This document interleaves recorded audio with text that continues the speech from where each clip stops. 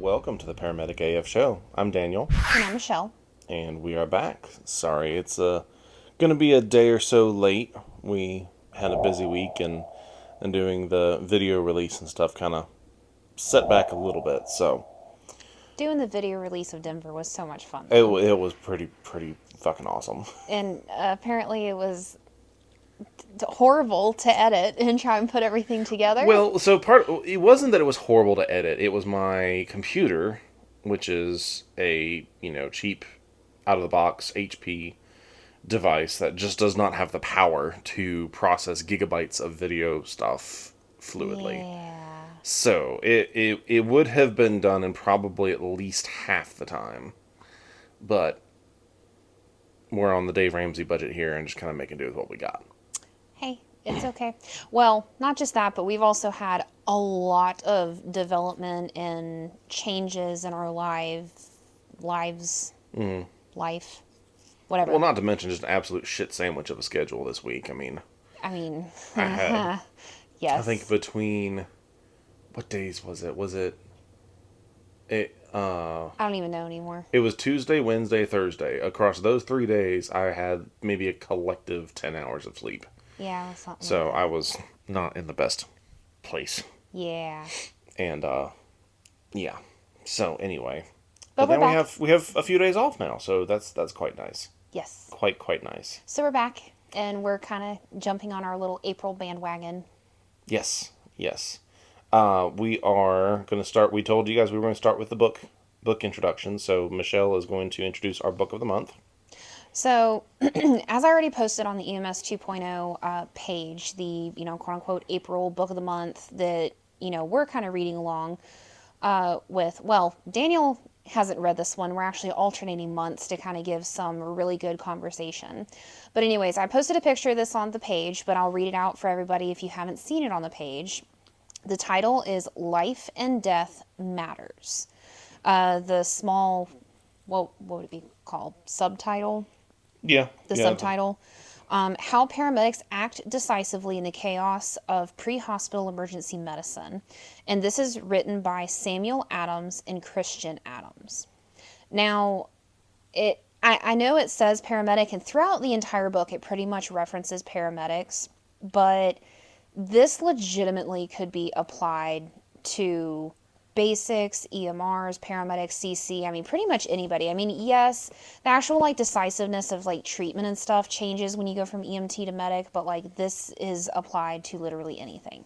Now, we want you to go read the book, and let me tell you something. For being in practice and having, glanced through this book and stuff previously, rereading it, it's one of those books that I read a passage and I'm like, oh my God, I forgot about that.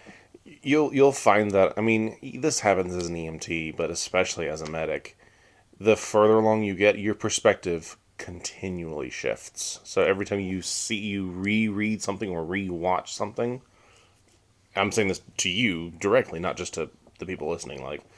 That's a fun cycle. That's a fun part of getting older in this field. Well, and I know we made the comment on the Bringing Out the Dead post that we made, I guess it was probably about a month or so ago now. One of our paramedic instructors told us that as brand new providers, we needed to watch that movie. And then a year into having our certification, we need to watch it. And then 3, and then 5, and then 10. It was something. It was something Staggered like out a that. good bit. Staggered out very much like that, and just see for ourselves, hey, I remember the movie, but let's rewatch this, and then see how our perspective changed. And I feel like it's kind of similar to this book. So the very first section of this book, it's called The Essential Attributes of a Professional First Responder. And don't get me wrong, especially in the very first chapter of the first section, it's a lot of what we have talked about with our, the 4... Core values. Yeah, the 4 core values. I was going to say pillars. I was like, that's not right. Close enough. But one that I think we've mentioned but haven't hit very hard on is having humility in the field. And I just want to read a couple little excerpts. These don't go in order. They're kind of taken from little bits of this section. But the biggest thing is sincere humility is one of the most important attributes a paramedic must exhibit.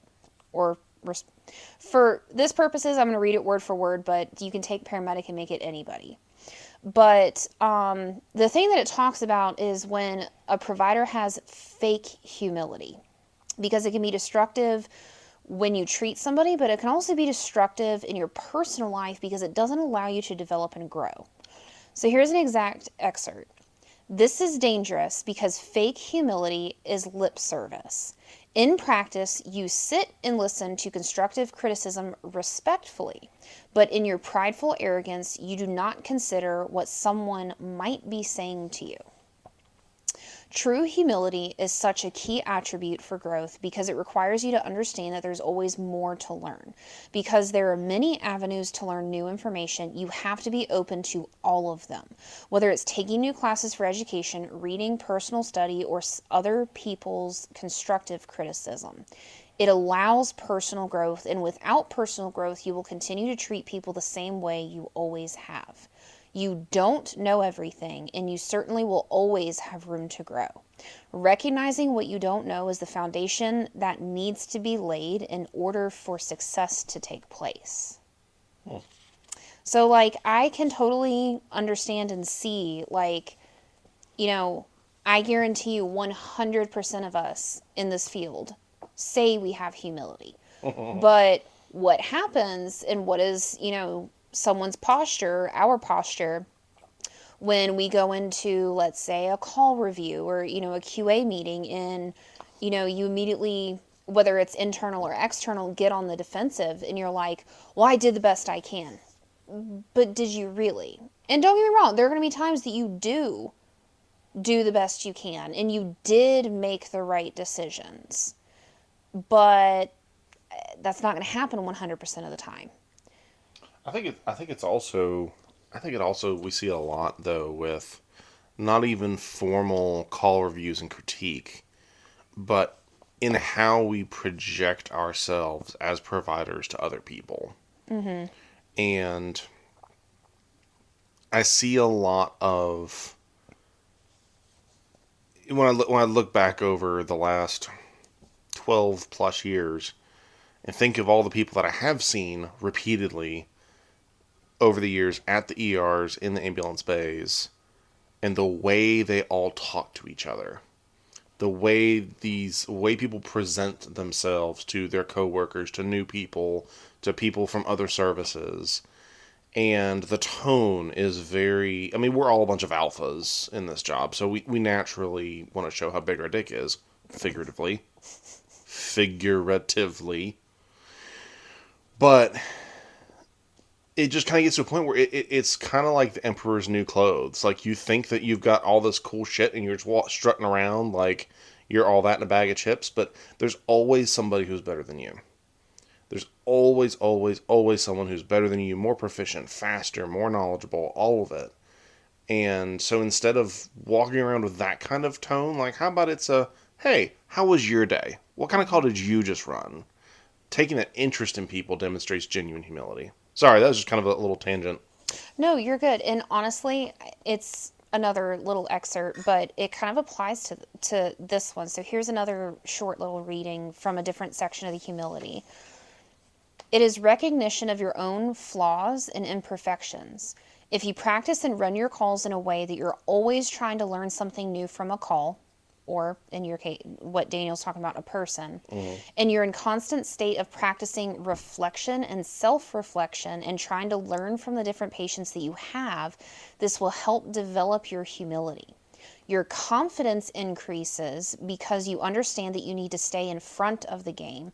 So that if the patient does collapse on you, you have systems in place that allow you to more easily treat that patient. Yeah, I mean, I think, and we've talked about this before with how people like to do a lot of blame shifting right off the bat, especially when they're retelling the story of a call. Mm-hmm. But instead, when you can be like, hey, I legitimately had no idea what was going on. Like, I was really just shooting from the hip and kind of trying to figure it out. This is what I got. Hey, if you got some other way of looking at it, cool. Love to hear it. Like, but we don't hear that conversation often enough. We really don't. Well, and something that you said about there's always someone that's going to be better than you.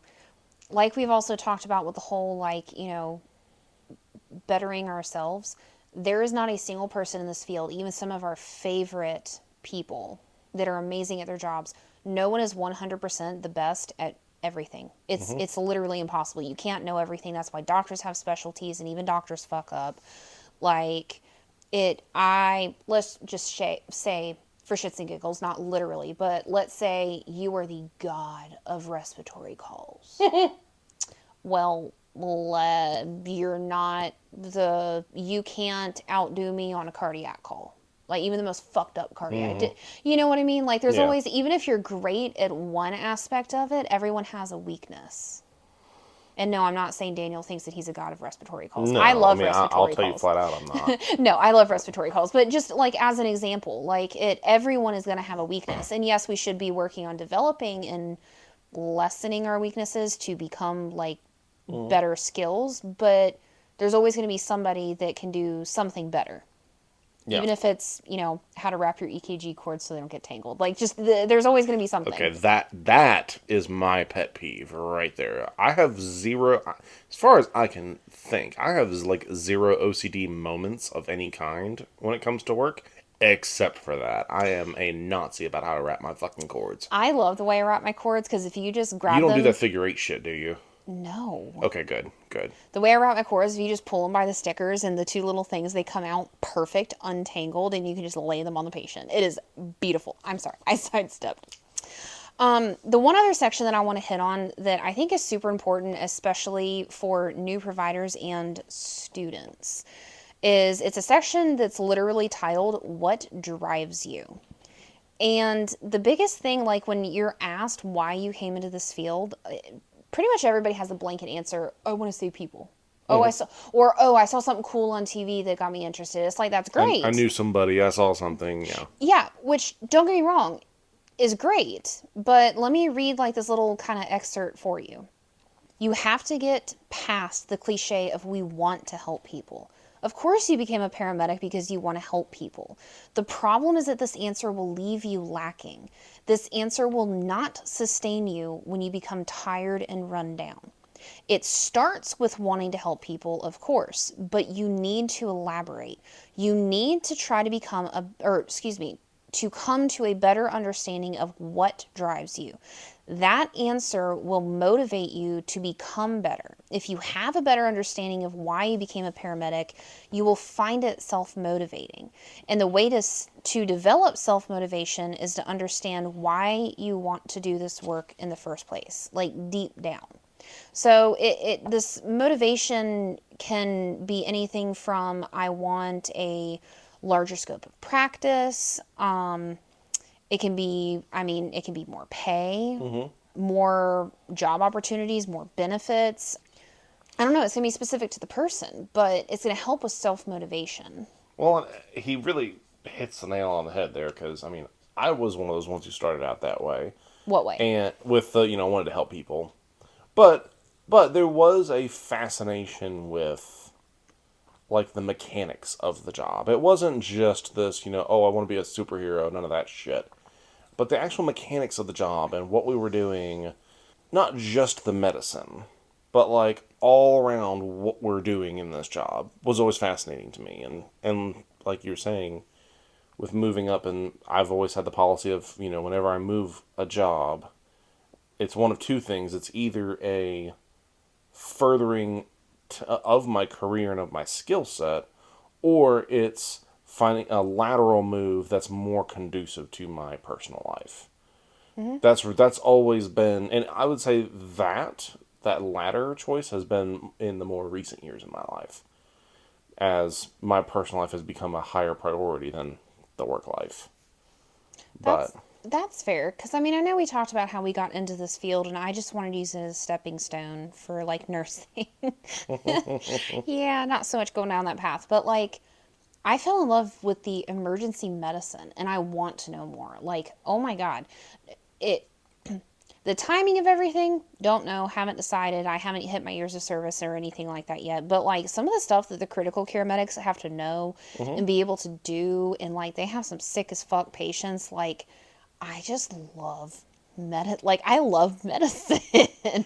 I would love to see the people that shit talk critical care I would love to just take one of those medics and put them in the back of a truck with 8 pumps and an art line and a vent and everything beeping, and just watch them collectively shit their pants I mean, and yes. just beg for someone to come take that patient from them. Like, it's a different skill set, but it's a very advanced skill set. But it's also like how everything works together. Like, just as a paramedic, like right now, me being a paramedic, like electrolyte imbalances in the heart, and like how DKA works, and like deep down how it works and everything. It's fascinating, and I think that will help with the motivation. So with this book, like we're just kind of covering the excerpts, and like that's just a little taste of like even the beginning of this book. I personally, and honestly, we were told this in our program. This is a book that I think every provider, not just paramedic, but every provider should read. They should have it on their bookshelf and read it periodically, because just like me, oh, I forgot about this passage. I think it puts things into perspective and it helps you. You have to make life and death decisions sometimes. Yeah. I mean, a lot of times. I mean, I think it depends on your cloud, but yes. Yeah. Yeah.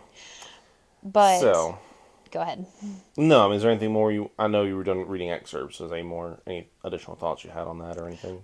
No, just I mean it's a very eye-opening book. Like those were just the big ideas, but like they even have examples in there, like with the humility and treatment paths. Like it's everybody should read it. But so this is kind of what we're gonna do with the books, just to kind of gain interest and talk about it. But now we're gonna kind of move on to what this show was actually about.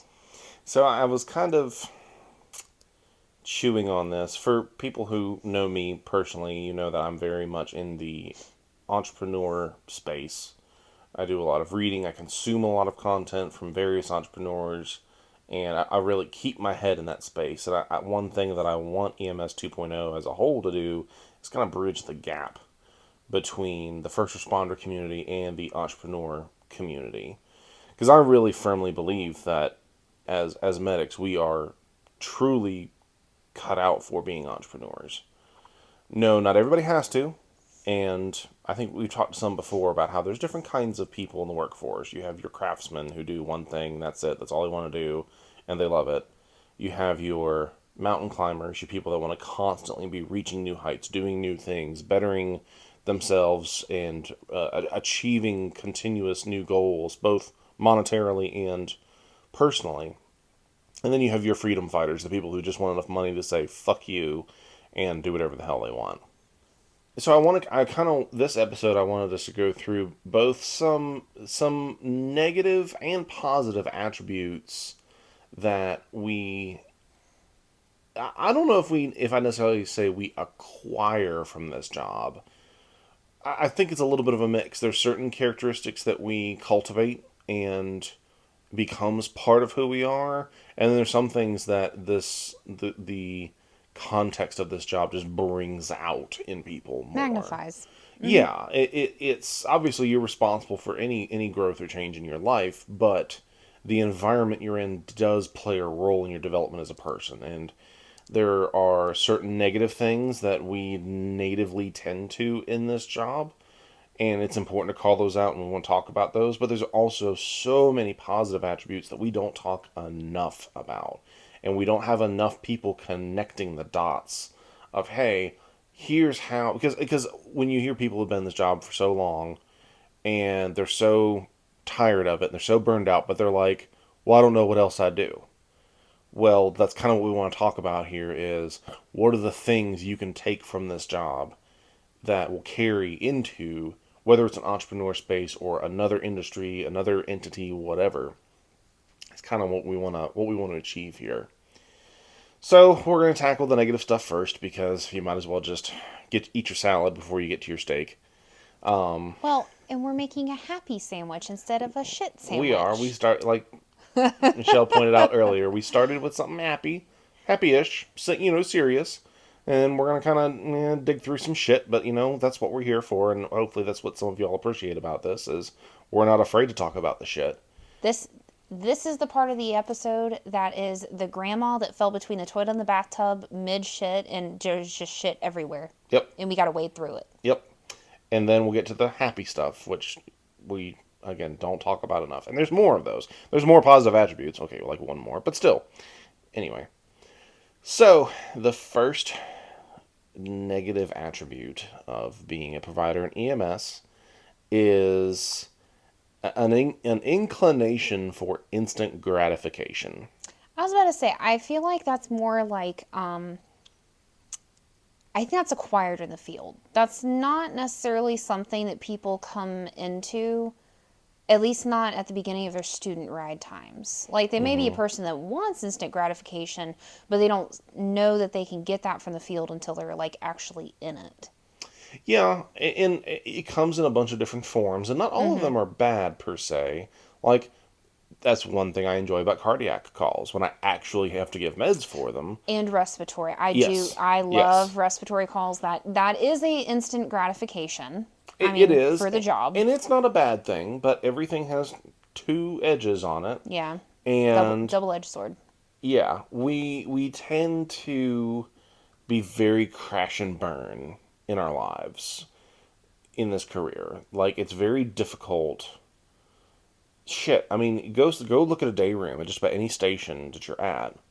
What are we all doing? We're Sleeping. all well, that when we're not sleeping, what are we typically doing? Eating. Scrolling through TikTok, Oh.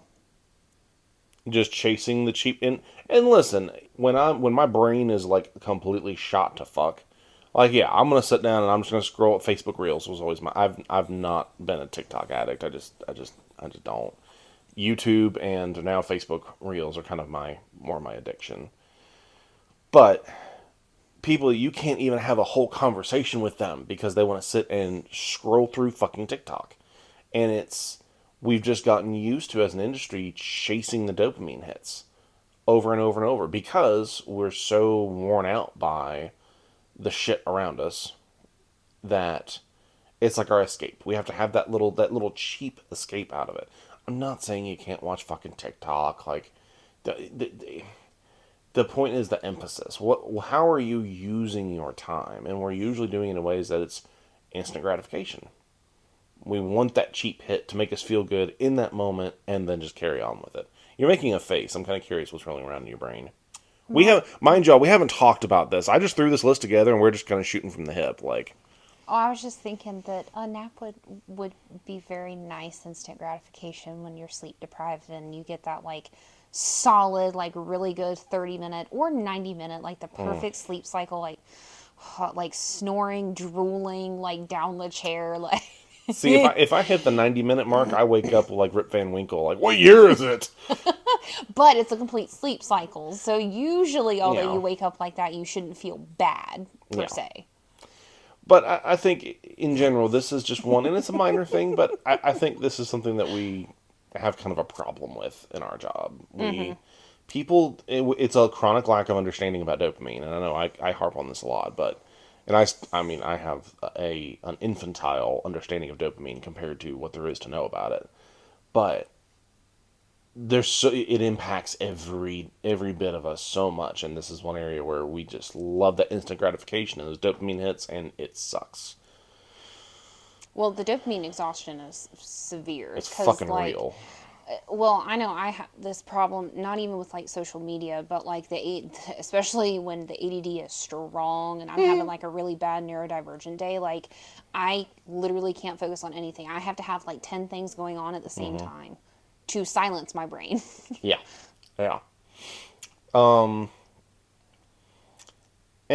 going hand in hand with that, I guess we go right to the second one, which is a little broader, which is the lean we have towards pessimism slash defeatism. I don't know if that's really a word, but it kind of made sense. You add ism to the end of anything, it should kind of work. But I mean, I know that EMS gets the short end of the stick in a lot of ways, in pay, in resources, in how we're treated, but I feel like we kind of wallow in it a little bit. Do you how what's your experience on that? Because we've worked a variety of different places from each other, so we've seen different sides of I this. mean, yes. I think with it too, it's just a negative outlook on life, period. That, Well, yeah. we read call notes and immediately it's like, earlier a sick person call came out, so, oh, grandma's on the floor. And it's like immediately most of the people, no, I was not one today, but I said sepsis, but everybody else is just like, oh, it's bullshit. And, oh, they're just calling for, blah, blah, blah. It's like you're negative and assume it's one of the calls that nobody needs anything. It's like, this is bullshit. All these people call for nothing, toe pains, that blah, blah, blah. And like, I get it. There's like a sense of negativity, and I have those days. Please don't get me wrong. When I Yeah, run we all bullshit do. back to back to back, it's always there. Well, and it's the majority of what EMS gets roped into these days. Okay, the rest of us normal people, Anyways, not the I Reapers chosen like this one over here. I did not have to run a fentanyl drip today. It's fine. But We're allowed to do that over here. oh yeah, that's part of our protocol. I did not do something illegal. It's part of our standing orders. But also, like, feeling defeated. I mean, I feel like that after there was one 5-day weekend. I ran 35 calls in 5 days, and only 4 of them were BLS. And there was I don't even know if it was 50-50 of bad calls and bullshit ALS calls, but like just feeling defeated and like, why me? Why this job? Why this piece of shit truck? Why, which we do have very nice trucks, but just you start to feel that pessimism. Fuck everything. Everything's crap. Like, Do you feel that it's just pessimism about the job, or that it's an extension of pessimism from people that, I mean, to be quite honest, have really shitty home lives? I think it's a mix of things. Because, and no, I'm not going to go into detail, but how bad did I like fall apart a couple days ago? Because it just felt like everything bad was happening all at once. Yeah. But we don't have a bad home life. It felt like there was negativity coming from everywhere, which tainted some of the good. That took me a couple days to pull my ass out of it, or you beat my ass out of it. And then, Not literally. not literally, but, and then today have the, oh my God, this is great. Like, Well, but there's a difference between the periodic swings and when it's just the existence of certain providers. so you're Like talking about like personality versus ups and downs. yeah, because I mean, obviously, yeah, you're gonna have times where life gives you a shit sandwich, and you just gotta put some salt and pepper on that bitch and chug it down. But I think shit sandwich is our theme for the night. Sorry, continue. yeah, I didn't even think about that. Little Sorry. Freudian slip of some kind. Oh well. But when you have certain people where it's like you never see any light from them. Not that it's not there, but literally, and I'm not saying this in a condescending way. It's a genuine like, fuck, how can you live like that? I just So, don't. I mean, I understand it, but it's like, oh God, aren't you? At some point, you have to be tired of living like that. At some point, you have to hit a point of fuck this. I actually think it's a mix of things that kind of moves into option 3 too. So option 3, or not option, good lord. This is a multiple choice to pick which ones you want. Which mental health disorder are you going to walk away from this field with? Oh. What would you say? Not option. Number 3? Yeah. Okay, fine. Number 3 is minimizing personal health and wellness. So, like with the pessimism and the wellness and everything, the negativity in the field. I mean, yeah, I can think of a wide range of people that have a bad home life. Finances, like you're talking about, are rough. Lack of sex life, no matter what anybody wants to say, but lack of sex life can play into it. It does. Like, I mean, flat out. Did I say can? I meant Well, does. it's kind of like, kind of like some people will be denying it. I'm like, you motherfuckers can't deny it. Like, Oh no, I don't mean denying. I just mean like pick and choose. Like not everybody has like every single one of right, these yeah. things. It's just a mix of things. So I mean there can be variations of things, but also poor health and like literally not feeling bad about yourself, but like literally feeling bad and not putting your health first. And like we talked about before, depression and mental health, if you're not acting, it is going to give you a very, I could kill myself tomorrow, nobody would care attitude, which I mean, may or may not be true, but that's not the point. We tend to be negative, which is going to feed into the depression and the bad health. And as a whole, we minimize our health and wellness. Yeah, well, and I think all of this goes together, like we've talked about many times, and especially in the personal wellness episode, which you fuckers need to go back and listen to because it's one of the most under listened to episodes that we have yet. Maybe because it's a cliche topic and everybody's like, "Ah, okay, whatever." Like, go listen to it. There's You'll some enjoy it. really good stuff in there that's not mainstream, and some But resources. you Sorry. know, but you're right in this that you have people who we bitch about the general public not taking care of themselves Yes. as we are chugging down our Pepsi and Red Bull and sucking down those Marlboro Lights. Like, and again, free country, do what you want. That's cool. But it's the definition But, of a hypocrite. Like, well, not only is it the definition of hypocrite, but it's a failure to acknowledge the interconnectedness of life and that your mind and your body are connected. And what you feed your mind affects your body and vice versa. What you put in your body negatively affects your mind. Just like we talked about with the dopamine in the first, I almost said option because just had me going there for a second. sorry. But when we open this with talking about instant gratification, the cheap dopamine hits, when you're constantly overwhelming your body, because your body has a pleasure pain balance, and you cannot have one without the other.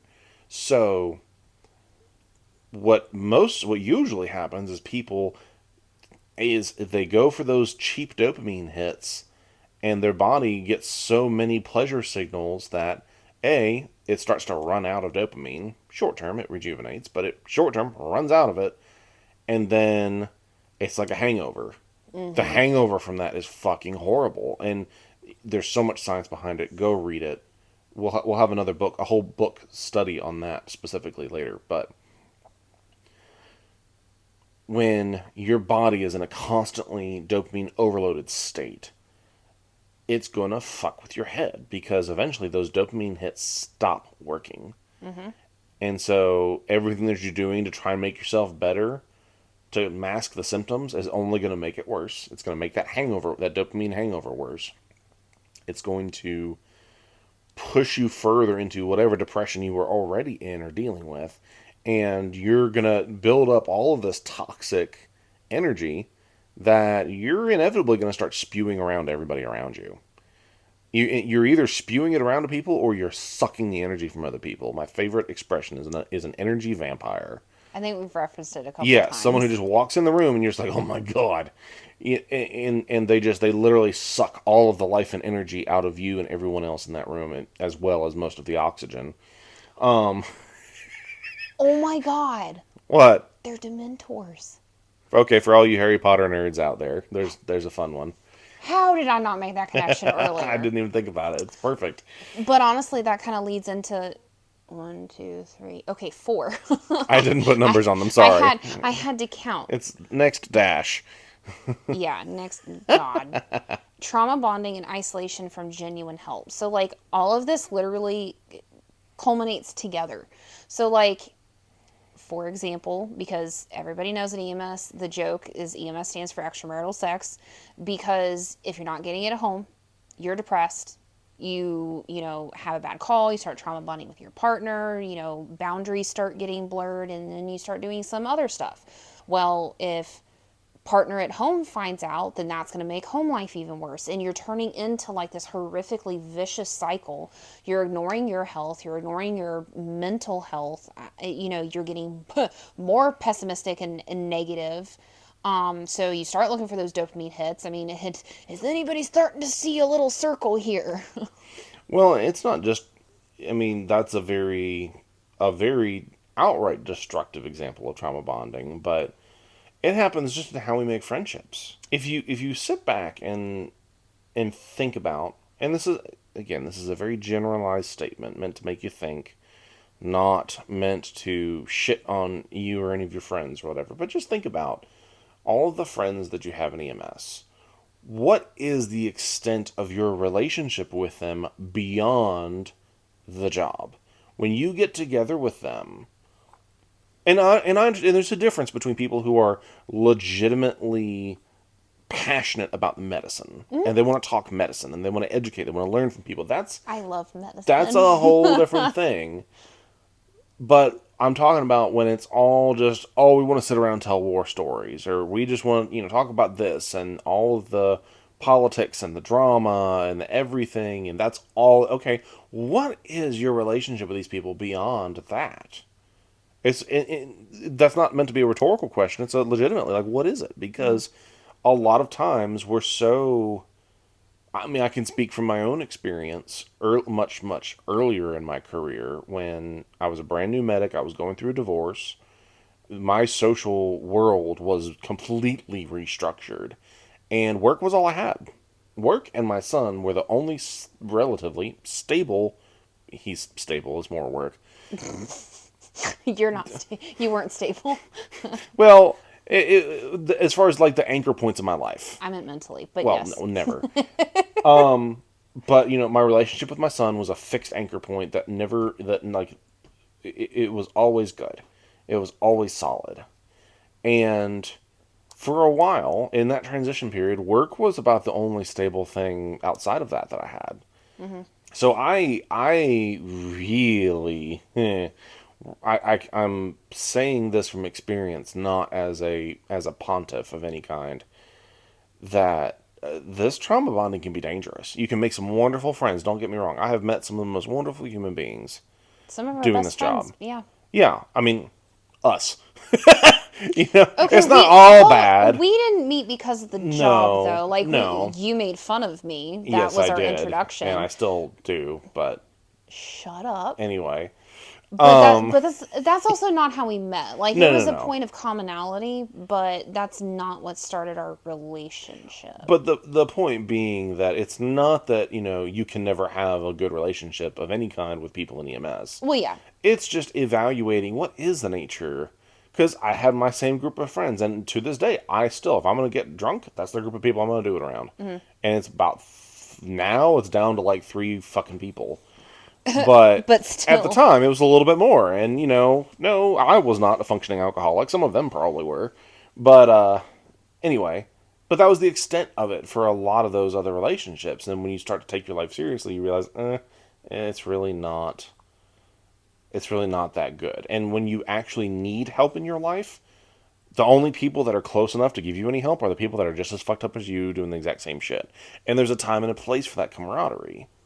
But if you're actually going through trauma therapy, which we talk about, Mm-hmm. various things in the personal wellness episode, each other, we're like actually some of the worst people Yes. to have that like conversation and understanding what's going on. Yep. Like, I mean, I've talked to some friends and stuff, not in trauma bonding, but just like, hey, this is what you can expect from therapy. Like, and I might share like a thing as an example, but like, we're not in therapy like to each other.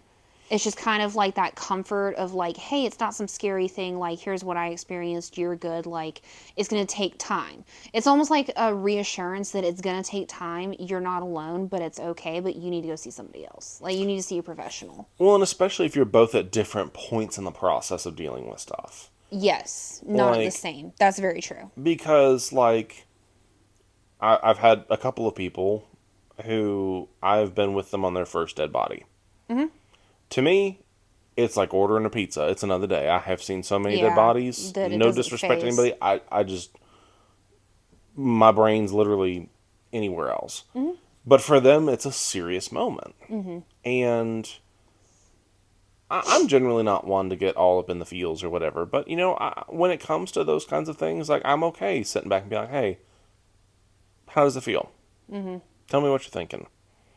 And I'm thinking of somebody that both of us used to work with. I don't even think he's practicing in the field anymore. I was with him on his first DOA. That was a moment. Like, that was something that was very, To me, it was like, oh, okay, cool. I mean, we were a backup unit. We weren't like the primary one I there. remember you telling me about it because I had worked with him. I think I was out with pneumonia actually when that Yeah, happened. I You think were so. working for me.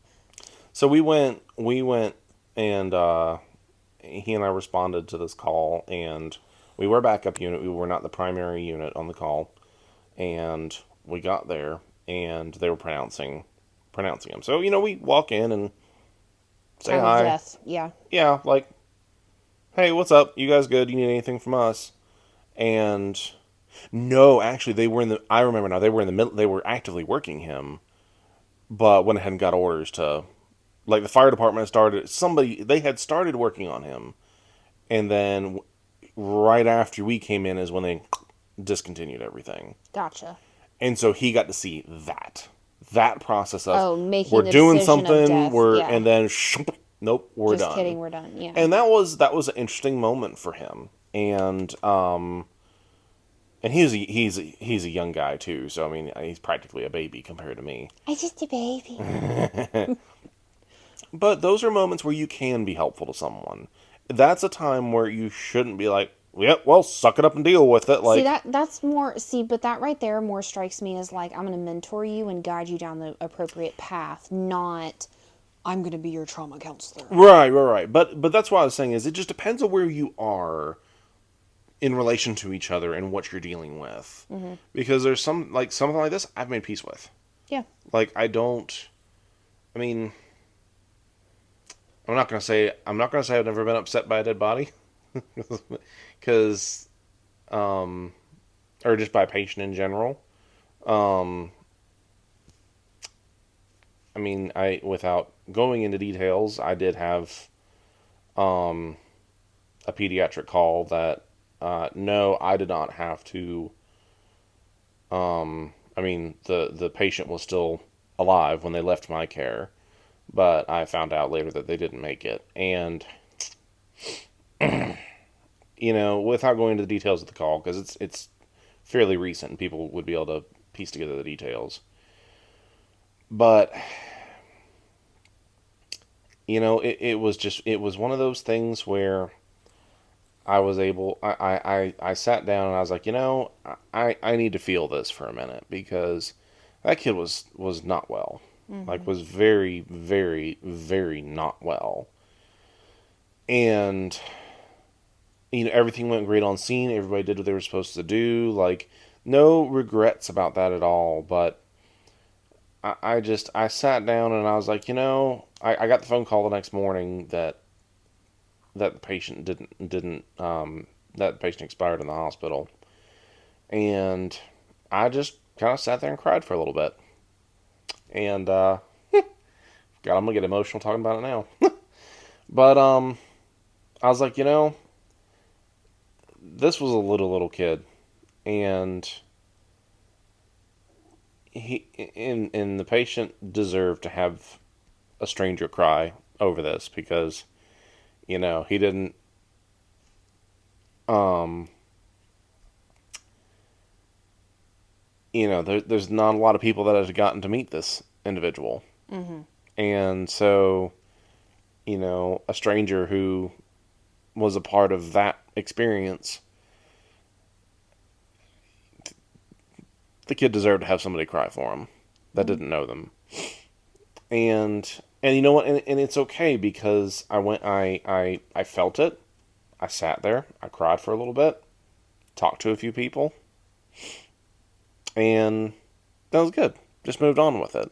And sometimes that's what you have to do, is you can, whether it was somebody who was there or just someone who's like, hey, you know what, this just happened, I'm good, it's fine.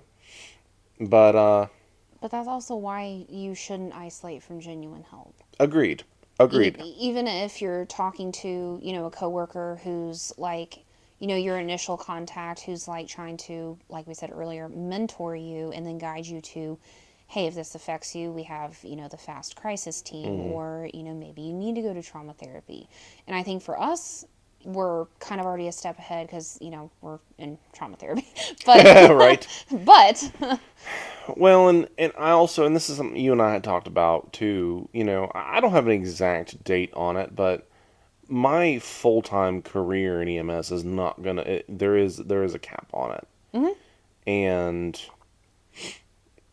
I kind of sat back that morning. I was like, I have done a very good job my whole career of being able to just not feel. I mean, okay, with really sick kids, you feel a little something. Yeah. And, I'd usually call my son, talk to him, whatnot. That was my normal pattern. But I was like, I want to feel this. It sounds really weird to say it that way, but it was like I gave myself permission to feel it and It's a change. You know it's to coming just, to an end. yeah.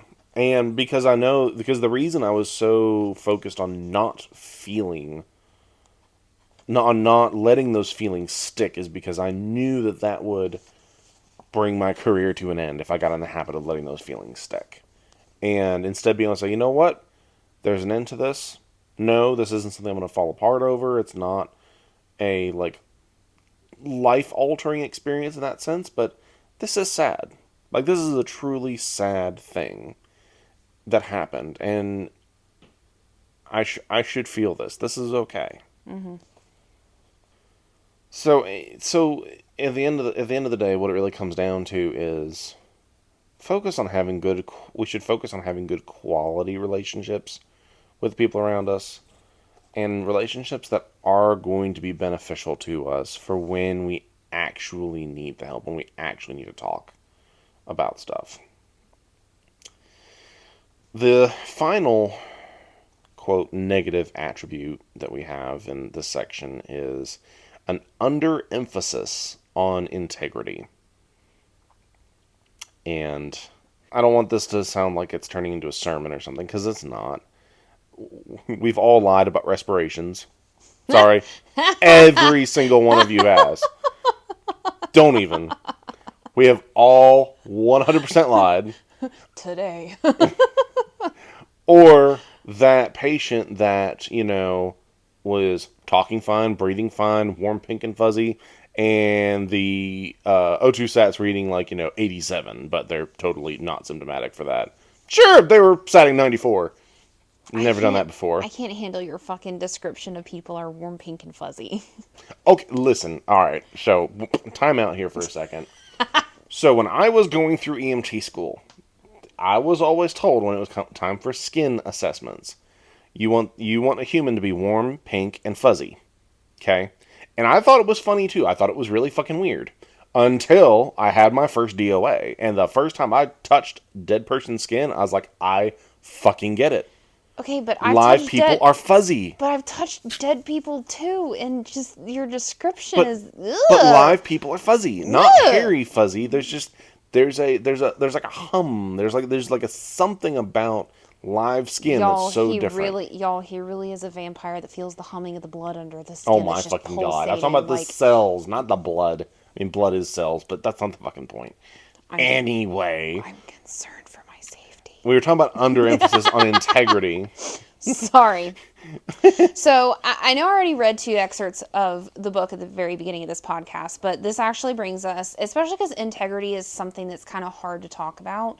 There is a section in like a little blippet in the first section that is literally about integrity. So I'm just going to read like a couple little like smidgets of this because I think it sums it up well for what we're talking about, because this is under talked about. So, every individual is always tested and tempted with the easy way out, whether it is in work and life. Integrity can have many different facets, such as discipline, accountability, and honesty, all of which we've talked about in the first 4 episodes. But a short definition of the word integrity might look something like this. Do what's right even when no one is looking. You have to practice integrity. You have to make it habitual, because then it will become subconscious. Another part of the excerpt, the public trusts you and trusts that you're here to help, that you are not there to take advantage of them. Your integrity is what builds a relationship with each patient that you come in contact with. You are not only doing this for yourself, but the way you conduct yourself will affect every single provider in your service, your county, your state, depending on what your connection is with. It's also accomplishing getting those good relationships with your teammates, partner, shift, etc. So, I mean, the underemphasis of integrity and doing what's right needs to be changed. Like, you should be doing what's right even when no one's looking. I think a trap too that I know I even to this day fall in sometimes and struggle with is the whole, well, I do X, Y, and Z really well and above board. So I can get away with not really doing A, B, and C. So, I have really good patient care, but I hate checking off the truck. I mean, that's one manifestation of it. I mean, you could sit here and run through different versions of it because everybody's different. I mean, yes. But the point is, and this is a lesson, honestly, that doing this podcast and doing all the reading and the preparation for it and everything, not like today's, but in general, over the last few months now that we've been doing this, it's really been good for me to kind of be like, you know what? I've kind of gotten lax on some shit that I used to do. Like, I used to be anal about checking off my truck. Yes. I was a 4x4 counter. I mean, Like, I am too. and I got away from it for a while, and my excuse was, the service where I had cultivated that, every truck was identical. Yeah. So I could memorize exactly where every single thing was. Well, and you knew the counts. Yes, yes, very well. But then when I made a job transition to a wonderful service, but each truck was a little bit different because there were all different body types and different cabinet layouts, and there weren't really boxes. It was just kind of all thrown in there, and I was going through some shit in my own life, and no, that doesn't justify it. But I was just not in the greatest place in my life outside of work. He was pessimistic.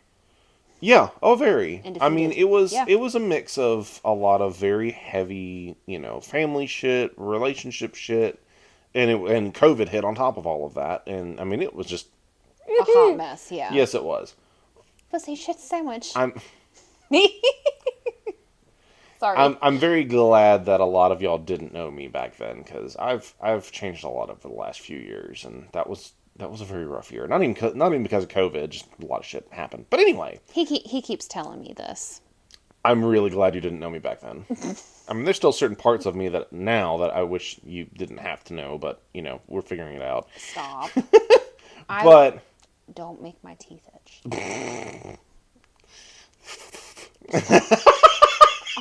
I can't believe